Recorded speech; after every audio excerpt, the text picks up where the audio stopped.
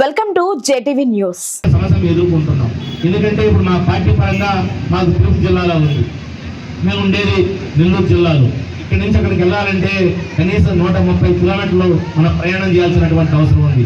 మన కార్లో వెళ్తే కూడా కనీసం 3 గంటలు టైం పెట్టేటువంటి పరిస్థితి ఉంది.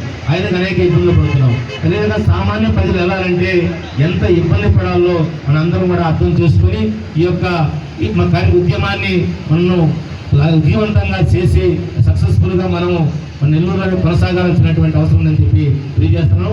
అదేవిధంగా నేను ఈరోజు రాష్ట్ర ప్రభుత్వానికి తెలియజేస్తా ఉన్న ఒక వెంకటగిరి నియోజకవర్గ కన్వీనర్గా రాష్ట్ర కార్యవర్గ సభ్యులుగా నేను చెప్పదలుచుకున్నా.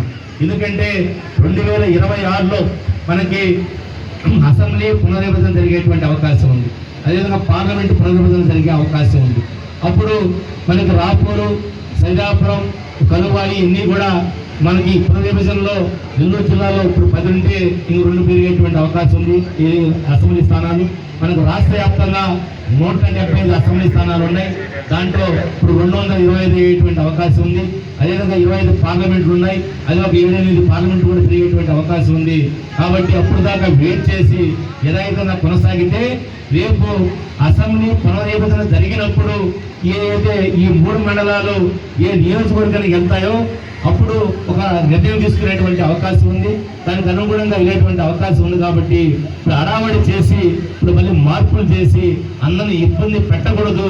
మీరు ప్రజల యొక్క అభిప్రాయాన్ని కూడా తీసుకొని ప్రజలను గౌరవించి ఇబ్బంది లేకుండా చేయాల్సినటువంటి బాధ్యత మన రాష్ట్ర ప్రభుత్వం మీద, అదేవిధంగా నాయకుల మీద, అదేవిధంగా ఇప్పుడున్నటువంటి రాష్ట్ర మంత్రుల మీద, అందరి మీద ఆధారపడి ఉంది అని చెప్పి మనం అర్థం చేసుకోవాల్సినటువంటి అవసరం ఉందని చెప్పి ఈ సందర్భంగా నేను ప్రభుత్వానికి కూడా సూటిగా ప్రశ్నిస్తున్నాను.